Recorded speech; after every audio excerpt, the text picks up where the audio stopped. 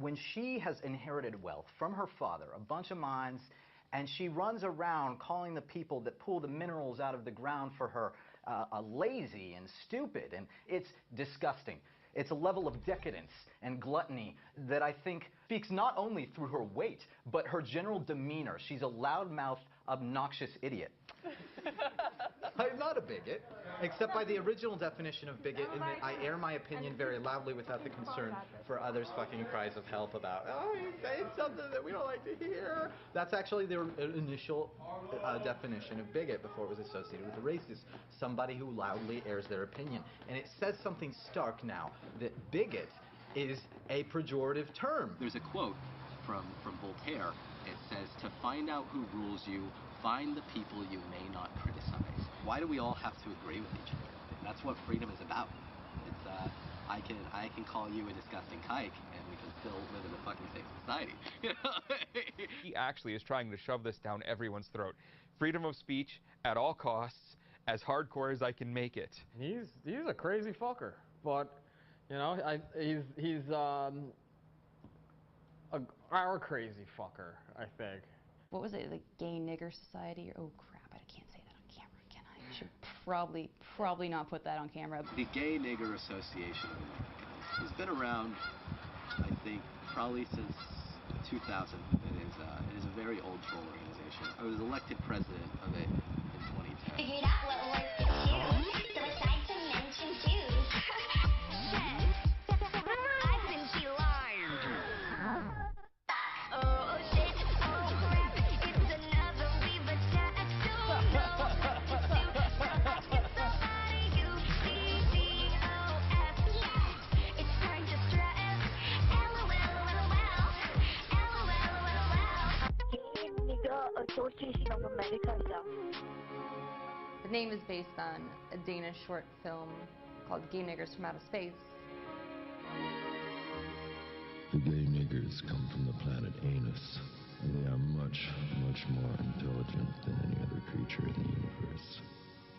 When Hurricane Sandy swept through New York, they posted a bunch of pictures on Twitter of black people like looting and stuff from like Sandy Loot Crew is what they called it, the hashtag.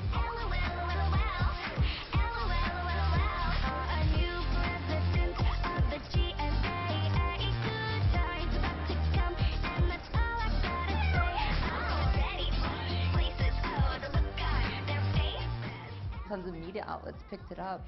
If people were tweeting out pictures of white people in suits stealing TVs, the media would actually investigate it and be like, all right, this is bullshit, instead of just reporting on nonsense without any forethought.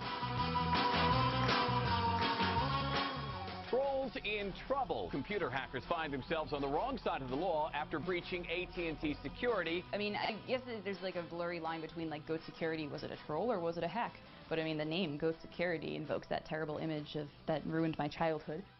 He named his company Goatsy Security, so if you know what Goatsy is, G-O-A-T-S-E, I'm not going to explain it.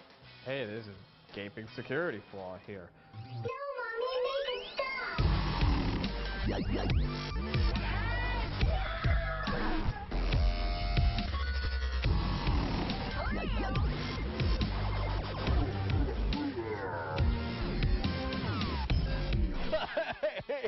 Goatsy Security, who are these guys? And they're Googling Goatsy, and they're getting the Goatsy picture. They're called Goatsy Security. Is that, am I pronouncing that correctly? Yeah, that's right. We're analyzing coverage from Bloomberg, Goatsy, The Register, and Forbes.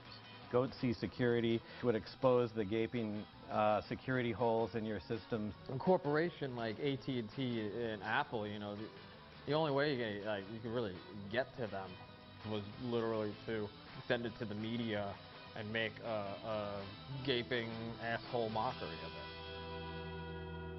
We're here today to announce that our office has filed criminal charges against Andrew Ornheimer.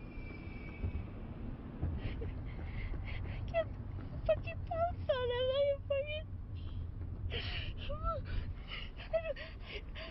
don't understand it. The picture that the press has painted of me is unfair, and I'd love to have a discussion, a fair discussion. Truth triumphs in the end. Would you say you did anything wrong? I don't believe I've done anything wrong, no. Well, what happens when a hacktivist comes along, some kid, right, like Weave comes along and like punctures the invincibility of the United States government or AT&T. You minimize the power of these institutions by doing that, right? That's why these kids have to be stopped.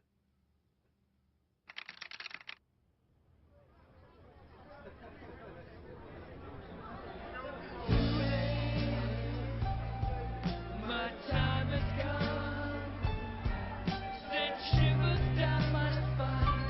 Body's aching all the time. Goodbye, everybody. I've got to go. Gotta leave you all behind to face through. Mama.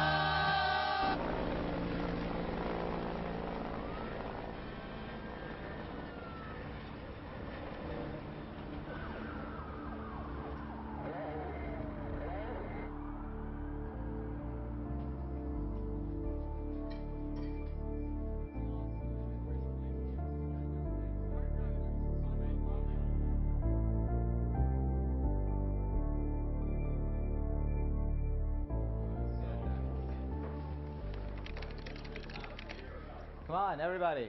Everybody, we're going.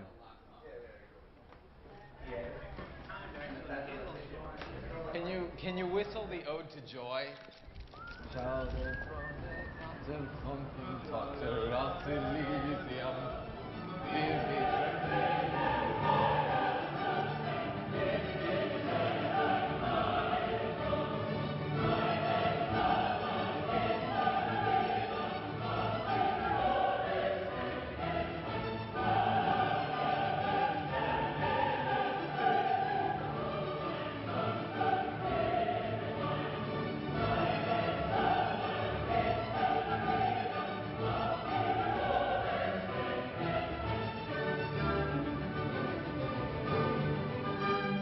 Been good knowing you. I hope to see you all again. If not, write me shit and keep causing trouble. Cause as much trouble as you can in my stead. That was classic, of course. What's that you seen with it? You're not coming in? No, I'm coming in. I just don't know how fast they're gonna take you. In my country, there's a problem, and that problem is the feds. They take everybody's freedom, and they never give it back. I'm going to prison for arithmetic. I added 1 to a fucking number on a public web server, and I aggregated this data, and I gave it to a fucking journalist at that man's publication. And this is why I am going to prison, is arithmetic. Fuck this country.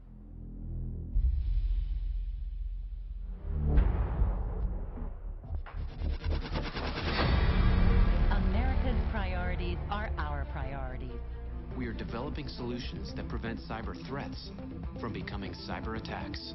Because at Northrop Grumman, values are what enable us to perform at the very highest levels. Because we know that what we do affects the security of our nation and other nations around the globe. Northrop Grumman. CACI. Lockheed Booz Allen Hamilton. Abraxas. Palantir. Stratfor, leader in global intelligence. A lot of these companies recruit very much from the CIA and from the military intelligence and that kind of thing. That's very, very common for board members in particular to be either ex-generals, ex-CIA, ex-NSA in some cases. Even people who are paying close attention to it, like me, had never really focused on those players before until Barrett started doing the journalism that he was doing. There's always been contractors. We had contractors during the American Revolution. Let's be real in terms of history. We've never had what were defined as inherently governmental functions, including the centerpiece functions of the intelligence system, the most secret being turned over for profit to corporations.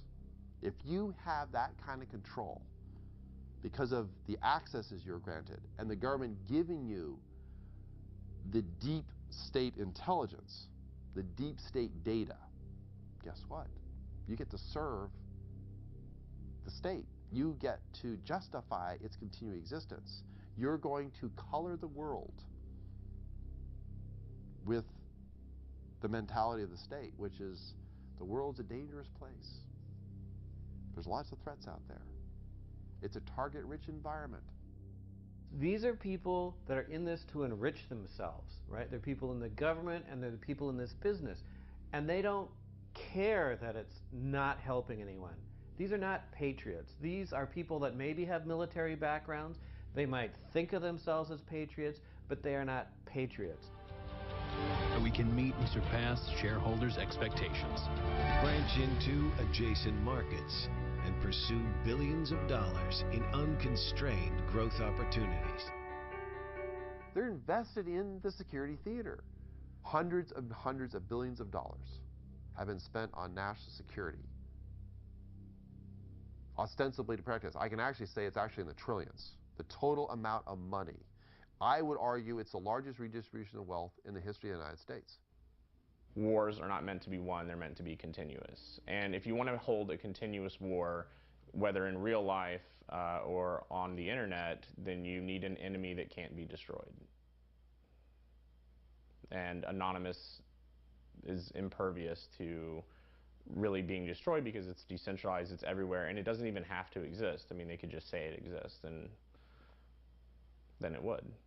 And it's sort of just like terrorism. Terrorists are everywhere. Terrorists, your neighbor may be a terrorist.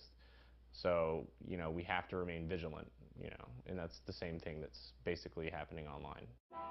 Right now I've got Barrett Brown, founder of Project PM and one of our cyber experts. Barrett Brown joins us now to break it all down. So is this an official declaration of war against Booz Allen Hamilton and possibly other contractors? Yeah, we just got around to declaring that war just now. I still collaborate with some anonymous participants within my own group, Project PM, acquiring more information and bringing attention to what's called the intelligence contracting industry.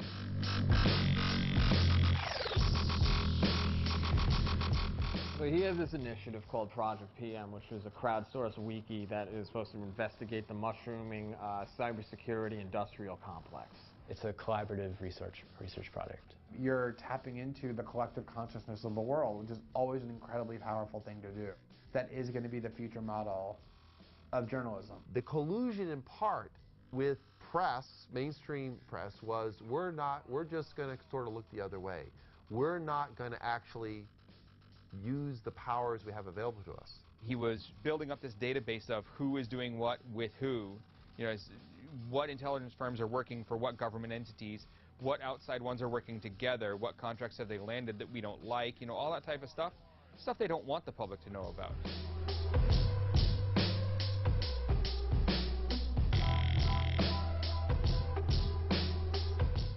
There were these hacks going on.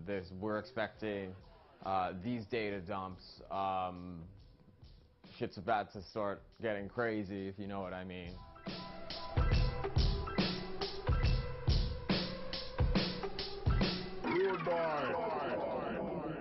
Going through, you know, thousands of emails is kind of a huge undertaking. It's a lot of reading. Did you do that? Go through hundreds of emails? Can I say that? These people were contributing to what they believed was a journalistic project. They were contributing anonymously, they thought, to help the cause of journalism. Obviously, Barrett was onto something. Otherwise, there wouldn't have been this type of reaction. 41 months, 3 years, supervised release.